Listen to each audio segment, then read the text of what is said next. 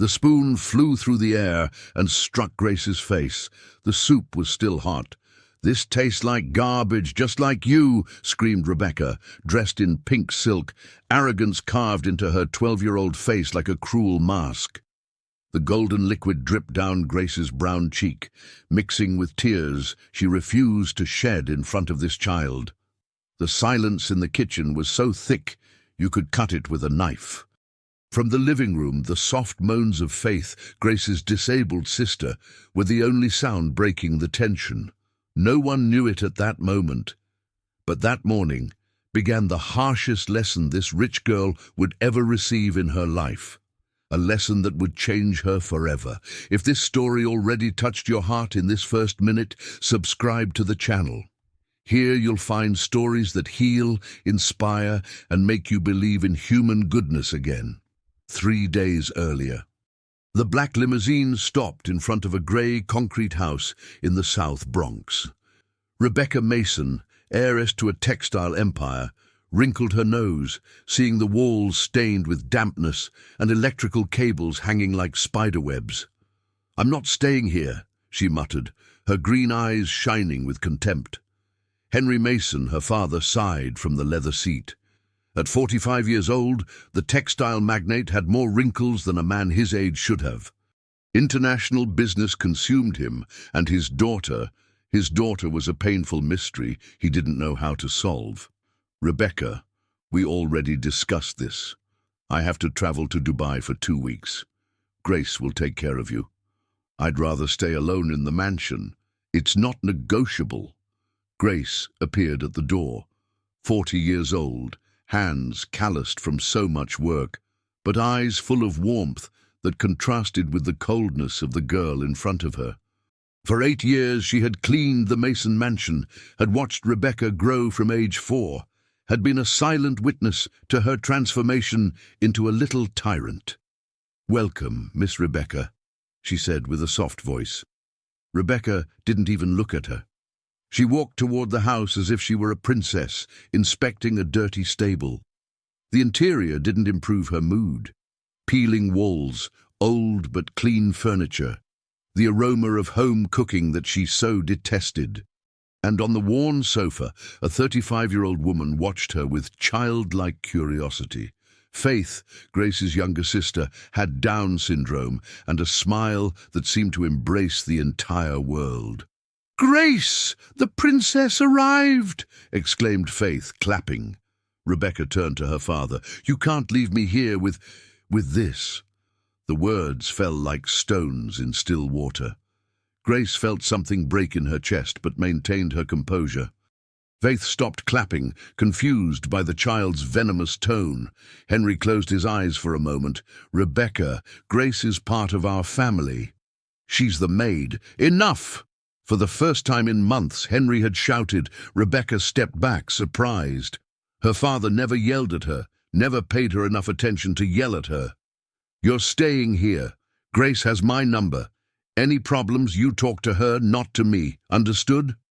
Rebecca nodded, but her eyes promised war. When the limousine disappeared into the city traffic, the battle began. "Your room is upstairs," said Grace, pointing to the concrete stairs. Rebecca went up, dragging her Louis Vuitton suitcase, each step sounding like a protest drum. The room was small, with a single bed and a window overlooking the backyard where clothes hung drying in the sun. "This is a prison!" She came down like a hurricane and found Grace preparing lunch in the kitchen. The aroma of chicken stew filled the air, but to Rebecca it smelled like poverty. "I'm not eating that garbage. It's what we have, child." "Don't call me child, I'm your boss." Grace continued cutting onions, the tears the vegetable caused mixing with deeper ones. Faith approached Rebecca timidly. "Do you want to see my drawings? I draw princesses like you." "Get away from me, freak!" The silence that followed was deafening. Faith stepped back as if she'd been slapped. Grace put down the knife on the cutting board and slowly turned toward Rebecca. "There are rules here," she said with a firm voice. "First, you don't talk to my sister that way. Second, if you're hungry, you eat what I cook. Third, Respect is earned, but manners are required. Rebecca laughed bitterly. You're going to educate me. My father can fire you with one phone call. Then make it. For a moment, Rebecca hesitated. She had expected pleas, apologies, fear. Not this calm that disarmed her. The rest of the day was a silent war. Rebecca rejected lunch, dinner, the bath they had prepared for her. She locked herself in the small room and cried with rage until she fell asleep on the unmade bed. In the early morning, hunger woke her. She crept down to the kitchen and found a covered plate on the table. Chicken stew, white rice, sweet potato. A note said, "In case you change your mind, Grace." Rebecca ate in silence, hating herself for enjoying every bite. From the living room, she heard Grace singing a lullaby to Faith, a soft melody full of genuine love, a love she had never known. For the first time in years, Rebecca felt completely alone. What secret did Grace keep that could change the heart of this arrogant child? The answer will come sooner than you imagine. The phone rang at 5 in the morning on the 5th day. Grace woke with a mother's premonition, that instinct that warns when something terrible is about to happen. The voice on the other end of the line was mechanical, professional, cold. "Mrs. Grace Williams, this is Dubai International Hospital. Your employer, Henry Mason, has suffered an accident." The words faded into a distant echo. Bombing, explosion, critical condition, induced coma. Rebecca appeared in the kitchen doorway, rubbing her eyes. She had heard the phone's insistent ringing, cutting through her dreams like a fire alarm. "What's wrong?" she asked, still half asleep. Grace hung up slowly, as if the phone weighed 100 pounds. "Rebecca, sit down." Something in Grace's tone made the arrogance vanish from the girl's face. She sat in the plastic chair, suddenly very small in her pink silk pajamas. "Your dad. There was an accident in Dubai. He's in the hospital. Is he going to die?" The question came out as a broken whisper. Grace approached instinctively, but Rebecca pulled away. "We don't know yet. The doctors say he's stable, but..." "But what?" "He's in a coma, child." Rebecca's world crumbled like a house of cards. Her father, that invincible man who moved millions with a signature, who had power to change destinies with a phone call, was unconscious thousands of miles away. "I want to go see him." "You can't. He has a very serious infection, and they don't allow visitors." Rebecca ran upstairs. Her crying was heard for hours, a heartbreaking sound that pierced through the concrete walls like blades. Faith approached Grace with her uncertain steps. "Is the princess sad?" "Very sad, Faith." "Should I bring her flowers?" "Flowers cure sadness." Grace hugged her sister, that pure being who saw the world with the simplicity of an eternal child. If only it were that easy. 3 days later, Gary appeared. Gary Mason, Henry's younger brother, arrived in a red sports car that clashed with the neighborhood's humility. Tall, thin, with a perfectly trimmed mustache and suits that cost more than Grace's annual salary. He had always lived in his older brother's shadow, had always been second in line to inherit the textile empire. Now, suddenly, he was first. "Grace, right," he said, evaluating her like one evaluates used furniture. "I'm Rebecca's uncle. From now on, I'm taking charge of everything." Rebecca ran down the stairs. "Uncle Gary, how is Dad? When will he wake up?" Gary hugged her with a smile that didn't reach his eyes. "Calm down, little one. The doctors say it could take months for him to wake up. That's why I decided you should stay here a little longer." "Here? Why not at the mansion?" "The mansion is being renovated. Besides, Grace takes very good care of you, doesn't she?" His gaze fixed on Grace like a warning. She nodded in silence, although something in Gary's eyes disturbed her. "I come every week to see how you are. Meanwhile, follow Grace's rules. It's what your father would have wanted." When he left, Rebecca stood planted in the living room, processing the new reality. Her father might never wake up. Her uncle, who barely visited at Christmas, now made all the decisions. And she was still trapped in that house that was beginning to feel less like a prison and more like refuge. That night, for the first time since her arrival, Rebecca didn't refuse dinner. "Grace," she said, while pushing beans around her plate. "Yes, child. Do you think my dad is going to die?" Grace stopped washing dishes. In Rebecca's voice there was something new, real vulnerability without masks. "I don't know, child, but I know your dad is strong, and I know he loves you very much. He doesn't love me. If he loved me, he wouldn't have gone to Dubai. If he loved me, he'd be here." The tears began to fall, first slowly, then like a waterfall. Grace approached slowly, like someone approaching a wounded animal. "Can I hug you?" Rebecca nodded through sobs. Grace's embrace smelled of laundry soap and cornbread, of safety and home. Rebecca clung to her like a castaway to a life preserver. For the first time in 5 years, someone comforted her while she cried. Faith approached and put her hand on Rebecca's head. "Don't cry, princess. Tears attract grey clouds." Rebecca looked at her through tears, those eyes full of light, that smile that knew no resentment. "Faith?" she whispered. "Yes? I'm sorry for what I said the first day." Faith hugged her with the strength of a bear. "I don't remember anymore. I only remember beautiful things." That night, Rebecca fell asleep on the living room sofa, curled up between Grace and Faith, watching an old soap opera on the small television. And for the first time since the accident, she didn't have nightmares. What she didn't know was that Gary had returned that same night and was standing outside, watching through the window. His eyes gleamed with cold greed as he made mental calculations. With Henry in a coma, only Rebecca could inherit the family fortune, but a 12-year-old girl needed a legal guardian, and he was the closest relative. A diabolical plan was beginning to form in Gary's mind. But there was something he didn't know, something that would change his entire strategy. The rain pounded the metal roof like impatient fingers. Rebecca was sitting on the living room floor, helping Faith organize her drawings. During 3 weeks, she had learned to find beauty in those imperfect strokes. Princesses with crooked crowns, castles with uneven towers, families holding hands under suns that looked like giant sunflowers. "This is you," said Faith, pointing to a drawing where a brown-haired girl smiled next to 2 women. Rebecca observed the drawing. For the first time in her life, someone had drawn her truly smiling. "And these are Grace and you?" "Yes, my new family." A word that pierced Rebecca's chest like a warm arrow. Family. A word that had lost meaning in the empty mansion, among nannies who changed every month and a father who lived on the phone. Grace appeared from the kitchen, drying her hands on her apron.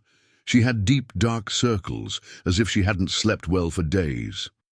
"Are you feeling better with your stomach?" she asked Rebecca. The girl had been sick for the last 3 days. Fever, vomiting, chills. At the mansion, they would have taken her to the most expensive private pediatrician in the city. Here, Grace had cared for her with chamomile tea, cold compresses, and homemade chicken soup. "Yes, almost well. Do you want more soup?" "Please." While Grace served the steaming soup, Rebecca noticed something different in her movements. A slowness, a sadness that seemed to drag from within. "Grace, are you sick?" "No, child, just tired." But Rebecca had learned to read faces during these weeks. There was something deeper than tiredness in Grace's eyes. That night, when Faith was already asleep, Rebecca found Grace sitting in the kitchen, looking at a yellowed photograph. In the image, a girl about 8 years old smiled next to Grace, who looked 10 years younger. "Who is she?" Grace startled and quickly put away the photo. "No one, child. Go to sleep. She's your daughter, isn't she?" The silence stretched like a shadow. Grace closed her eyes and nodded slowly. "Where is she?" "She left." "Left where?" Grace looked up. Her eyes were filled with such deep pain that Rebecca felt a knot in her throat. To heaven, child. She went to heaven when she was 9 years old. The words fell like stones in silent water. Rebecca approached slowly and sat next to Grace. What was her name? Lily, like the flower. She was like you, you know. Smart, determined, strong-willed. What did she die of? Leukemia. She fought for 2 years. I worked 3 jobs to pay for treatments, but it wasn't enough. Rebecca felt something break inside her chest. Grace, this woman who had cared for her for weeks, who had comforted her when she cried for her father, had lost her own daughter. Is that why you work with us? Your dad gave me work when no other employer would give me permission to take Lily to the hospital. He paid for the last months of treatment. He never told me, but I knew. My dad did that. Your dad is a good man, Rebecca. A busy man, yes, but good. For the first time in her life, Rebecca saw her father through different eyes. Not just as the absent man who prioritized meetings over family breakfasts, but as someone who had extended his hand when someone else needed it. Is that why you take such good care of me? Grace smiled sadly. I take care of you because it's my job, but also because when I see you, I remember what it was like to have a daughter. Rebecca extended her small hand and took Grace's. I also lost someone. Your dad? No, my mom. She died when I was 4. Cancer. Grace squeezed her hand. That's why your dad works so much. Pain changes us, child. It makes some of us harder, others more tender. Did it make you more tender? It taught me that every day with the people we love is a gift. That night, Rebecca couldn't sleep. She got up and walked to Grace and Faith's room. She found them embracing, Faith whispering beautiful things in her sleep, and Grace watching over her tranquility with a protective hand on her head. It was the most beautiful image Rebecca had ever seen in her life. She approached slowly and lay down on the other side of Faith. The girl woke up for a moment and smiled. Can't sleep, princess? No. Do you want me to tell you the story of the moon that came down to earth? Yes. Faith began to tell a wild story about a curious moon that wanted to know flowers. Her voice was like warm honey. Her words created impossible and beautiful images. While she spoke, Grace woke up and saw Rebecca curled up next to her sister, listening with genuine attention. For the first time in weeks, Grace truly smiled. And what happened to the moon? Asked Rebecca when Faith finished. She learned that her place was in the sky, but that she could send her light to care for the flowers from afar. Like my dad? Exactly, like your dad. Rebecca closed her eyes. In that small room, between those 2 women who had welcomed her without asking for anything in return, she felt more at home than ever. What she didn't know was that outside, Gary was standing next to his car, talking on the phone in a low voice. Yes, I have everything prepared. Tomorrow I'm taking her. No, there won't be problems. She's just a scared child. He hung up and looked at the house with a cold smile. The plan was in motion. The next day would bring the most difficult test for Rebecca. Would she be strong enough to face betrayal from her own family? Gary arrived early, before the sun finished painting the sky orange. He brought with him official papers, a rehearsed smile, and eyes that shone with poorly disguised ambition. Rebecca, little one, I have news, he announced as he sat on the worn sofa. The doctors say your dad needs very expensive surgery. To pay for it, I need you to sign some documents. Rebecca, who had learned to distrust smiles that were too wide, frowned. What kind of documents? Nothing complicated, just bank transfers for medical expenses. Grace, who was watching from the kitchen, felt an internal alarm. In 8 years working for the Mason family, she had seen many contracts, many signatures. She knew how to recognize when something wasn't right. Uncle Gary, said Rebecca, can I talk to the doctors first? Gary's smile faltered for barely a second. The doctors don't speak much English with foreign families, little one. Besides, time is crucial. If we don't transfer the money today, your dad could get worse. But I speak good English. Rebecca, this isn't the time for childish whims. Sign the papers. Something in his tone made Faith hide behind Grace. Shouting scared her. Harsh voices made her tremble. I'm not signing anything until I talk to the hospital, said Rebecca, crossing her arms. Gary breathed deeply, calculating. Then he smiled again. All right, come with me to the office. From there we can make the call. Why not from here? Because the signal is better downtown. Besides, it's time you returned to a more appropriate environment for you. He looked around with evident contempt. Grace felt the humiliation like a slap, but stronger was her protective instinct. Mr. Gary, Mr. Henry clearly said the child should stay here. My brother is in a coma, Grace. I make the decisions now. He turned to Rebecca. Go pack. We're leaving in an hour. Rebecca went upstairs with heavy steps. In 4 weeks, that small room had become her refuge. The walls no longer seemed like a prison to her, but protective arms.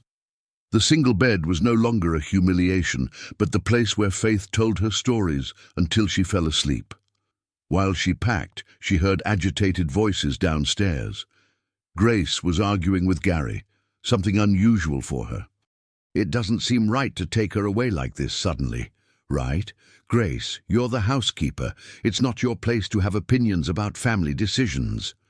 That child has suffered a lot. Here she's beginning to heal. Heal? She's living like an orphan. Rebecca's a millionaire, Grace. Her place isn't in this slum. The silence that followed was icy. Pack her things, added Gary, and don't even think about calling Dubai. The hospital phones don't work for international calls from the US. Lie. Rebecca had heard Grace speak with the international hospital the week before. The phones did work. She ran down the stairs. Liar! Gary turned, surprised. What did you say? That you're a liar. Grace talked to the hospital last week. The phones do work. Rebecca, don't be disrespectful to your uncle. You're not my uncle. You're my dad's brother who never cared about me until he got sick. Gary approached, his face hardening. Spoiled brat. You're coming with me whether you want to or not. Grace stepped between them. Mr. Gary, please, don't speak to her like that. Are you going to give me orders, Grace? I'm going to ask for respect for a child who has lost a lot. For a moment, Gary seemed about to explode. Then he breathed deeply and smiled again, but this time the smile was a knife. Fine. Rebecca, if you don't want to come the easy way, I'll call the police. I'll tell them Grace is holding you against your will. Do you know what happens when they arrest someone for kidnapping? Rebecca paled. So did Grace. No, whispered the girl. Don't hurt Grace. Then come with me. Now. There was no choice. Rebecca went up for her suitcase, hugged Faith until they both cried, and promised Grace she would call soon. Take care of yourself, child, Grace whispered in her ear, and remember, you're stronger than you think. The sports car drove away, raising dust. Faith waved from the window, shouting, Goodbye, princess, until the car disappeared. During the trip, Gary was charming again. You'll see, Rebecca. I have a surprise prepared for you at my house. A beautiful room, new clothes, expensive toys. I don't want toys. I want to go back to Grace. Grace is an employee, not your family. She's more my family than you are. Gary gripped the steering wheel. Watch what you say, girl. Remember who has the power here.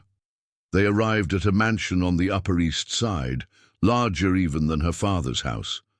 But to Rebecca it seemed cold, empty, full of expensive furniture without soul.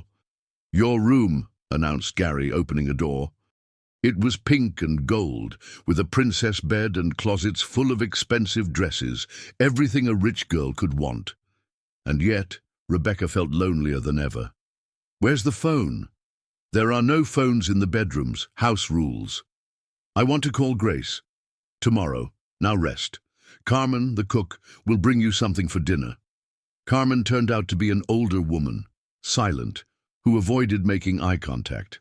She brought her a tray of gourmet food that tasted like cardboard compared to Grace's stews. That night, Rebecca tried to call from the kitchen phone, but it was blocked for outside calls.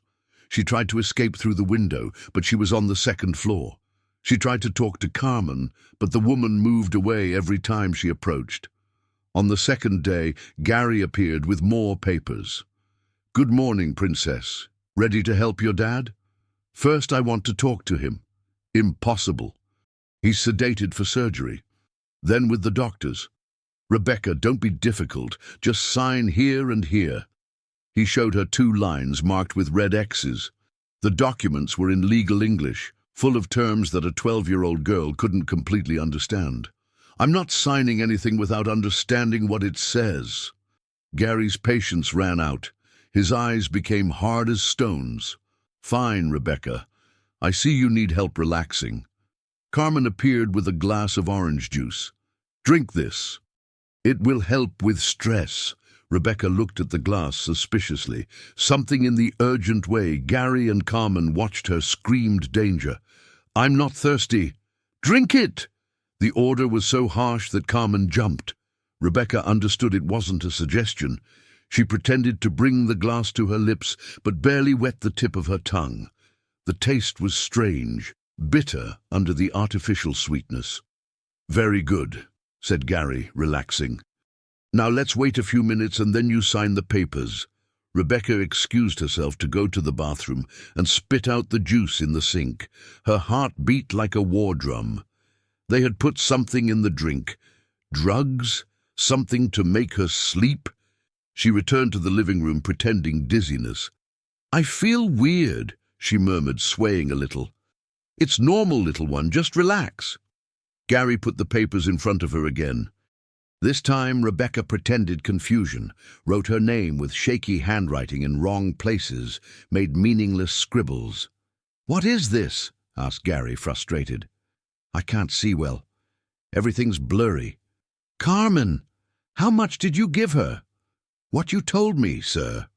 Gary cursed under his breath. He had given her too much sedative. The girl was incoherent. "Take her to her room, let her sleep a few hours, and then we'll try again." Carmen helped Rebecca up the stairs. In the room, the girl kept pretending until she heard the door lock. Then she jumped up. Her mind worked at full speed. Gary didn't want to help her father. He wanted her money. The documents he was trying to make her sign probably gave him total control over the family fortune, and he was willing to drug her to get it. She needed evidence. She needed help. She needed... Grace! She desperately searched her suitcase and found what she was looking for, a small cell phone that Grace had given her for emergencies. It barely had battery, but it worked. With trembling hands, she dialed the number she had memorized. "Grace. Rebecca, are you okay? I've been very worried." "Grace, help me. My uncle wants me to sign papers to steal Dad's money. He put drugs in my juice." The silence on the other end was long and tense. "Where are you?" "At his house on the Upper East Side. I don't know the exact address, but it's a white mansion with golden gates." "Can you escape?" "I'm on the second floor. The door is locked." "Rebecca, listen to me carefully. Do you have a way to record something?" "Record? With the phone? If your uncle says something that proves he wants to rob you, record it." "How?" Grace quickly explained how to use the phone's recording function. "When he comes back, let him talk. Pretend you're still dizzy, but record everything. I'm going to call the police. What if they don't believe me?" "They'll believe you, child, because I'll be there too." The call cut off. The battery had died. Rebecca hid the phone under the mattress and prepared for the most important performance of her life. An hour later, Gary returned with Carmen and a man she didn't know. A man in an expensive suit with a leather briefcase. "Rebecca, how do you feel?" "Better," she lied, slurring her words, "but still dizzy."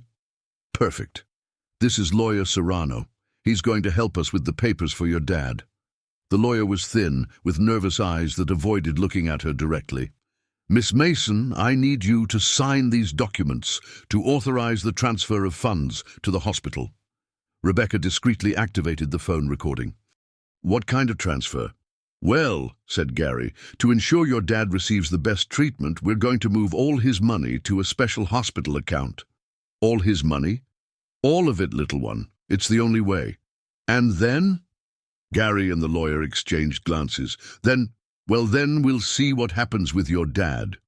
"What if he dies?" "Rebecca, don't say that." "But what if he dies? What happens to the money?" The lawyer cleared his throat.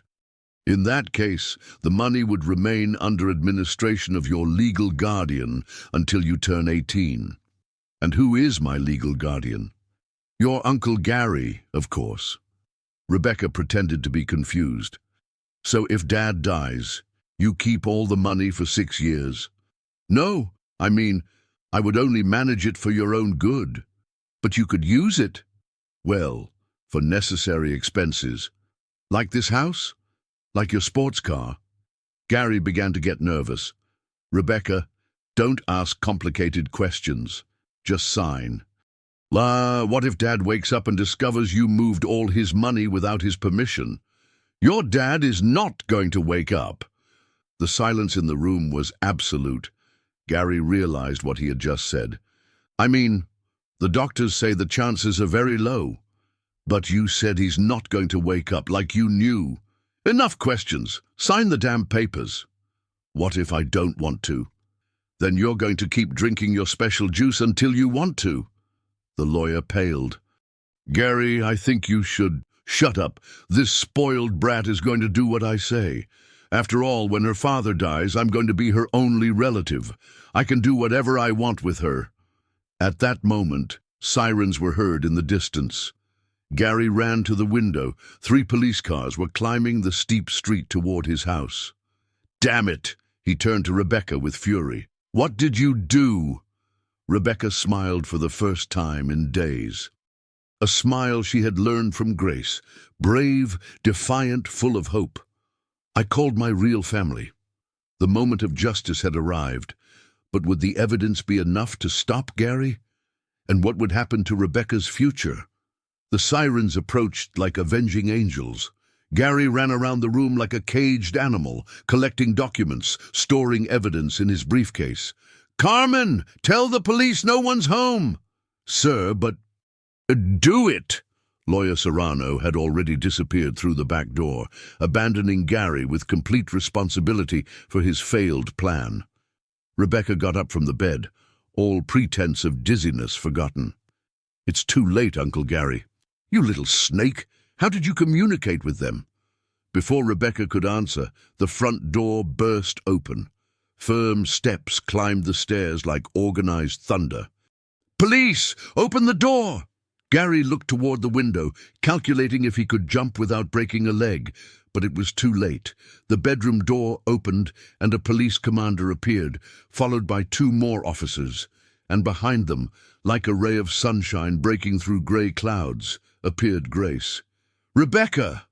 The girl ran to her and clung to her body as if she were her lifeline in the middle of a shipwreck. "Grace, he wanted to rob me. He put drugs in my juice."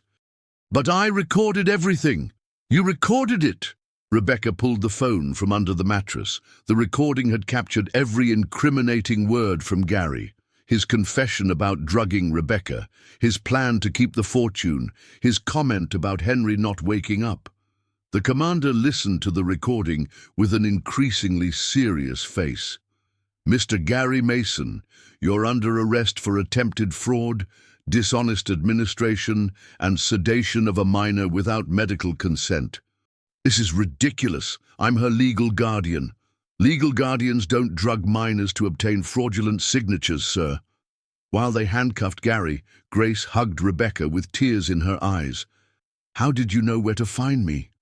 "Faith helped me. She remembered the color of your uncle's car and the address he mentioned when he first arrived. My sister has an elephant's memory for important details." "Is Faith here?" "She's downstairs, in the police car. She didn't want to come up because she doesn't like shouting." "I want to see her." They went down together. Faith was sitting in the back seat of the patrol car, drawing in a notebook she always carried. When she saw Rebecca, She screamed with joy. "Princess, we rescued you like in fairy tales." Rebecca hugged her tightly. This pure being, who didn't understand the world's evil but knew how to recognize love, had been a fundamental part of her rescue. "Thank you, Faith. Thank you for remembering. Friends take care of each other. You're my friend." The commander approached them. "Miss Rebecca, we need you to come with us to give your official statement, and this recording will be key evidence in the case against your uncle." "What's going to happen to me? My dad is still in a coma."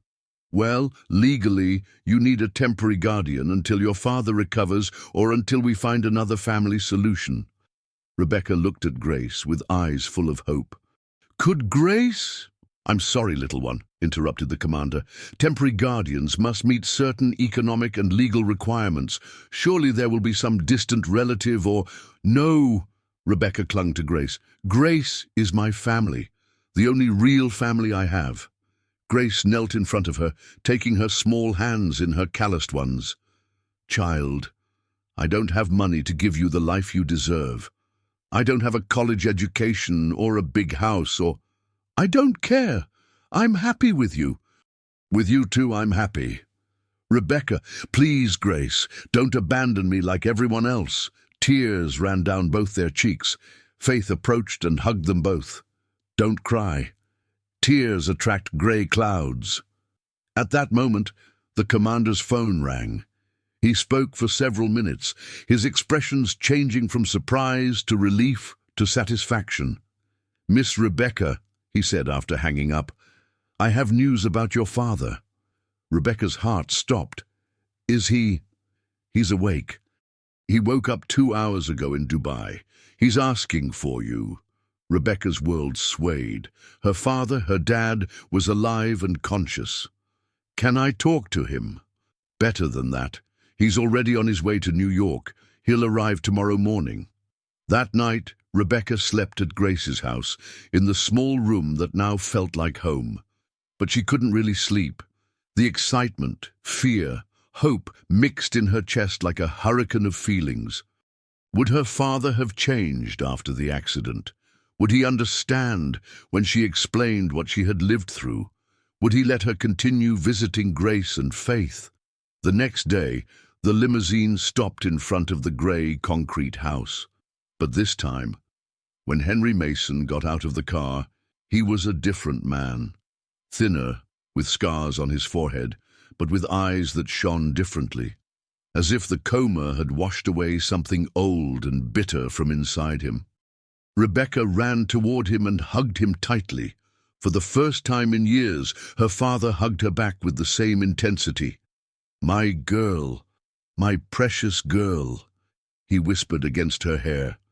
"When I woke up, and they told me what had happened with Gary, I'm so sorry, Rebecca. I'm sorry for leaving you alone." "I wasn't alone, Dad. Grace took care of me." Henry turned toward Grace, who was watching the scene from the doorway with tears in her eyes. "Grace, I have no words to thank you for what you did for my daughter. I just did my job, Mr. Henry." "No, you did much more than your job. You saved her for me." He approached her and, to everyone's surprise, hugged her. "How can I repay you?" Grace looked at Rebecca, then at Faith, then back at Henry.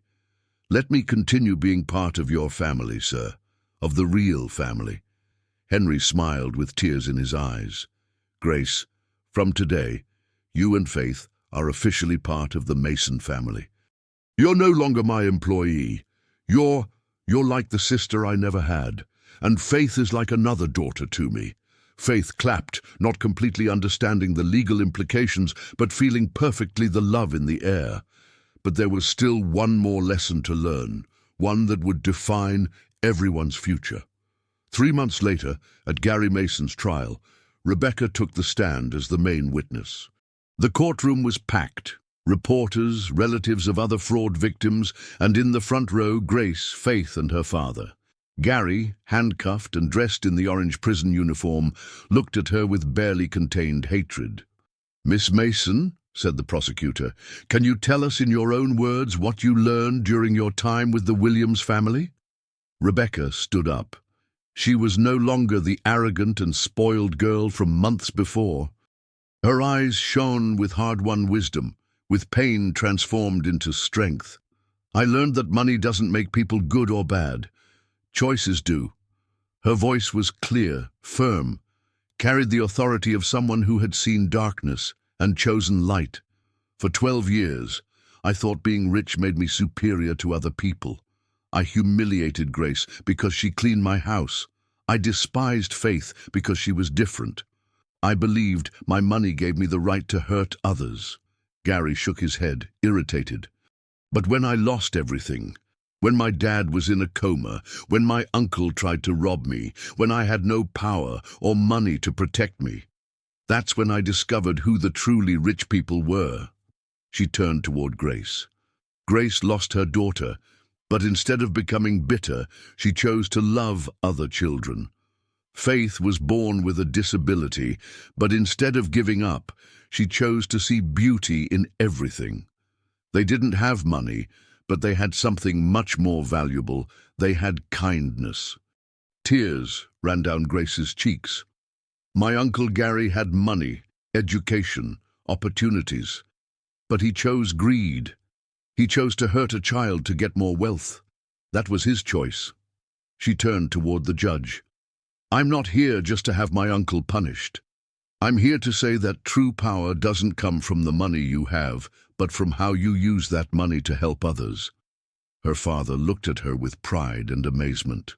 Before, I was rich, but empty. Now, thanks to grace and faith, I am rich and full. Rich with love, gratitude, purpose. She pointed directly at Gary. Uncle Gary, you wanted my money to have power. But true power is choosing to be kind when you can be cruel. It's choosing to give when you can keep everything. It's choosing to love when it's easier to hate. Her voice rose, filling every corner of the courtroom. I was a weak child who used her money as a shield. Grace is a strong woman who uses her heart as a bridge. Faith is the most powerful person I know because she loves without conditions. She turned toward the audience. It doesn't matter how much money you have. What matters is whether you use that money to build walls or to build bridges. I chose to build bridges, and that's why today I am truly rich. The silence in the courtroom was absolute. Even the reporters had stopped writing to listen. Gary Mason chose walls. He chose fear, greed, betrayal. That was his choice. Now he must live with the consequences. She stepped down from the stand and walked toward Grace and Faith. But I chose differently. I chose real family, the kind that's built with love, not with blood or money. The judge found Gary guilty on all charges, 10 years in prison.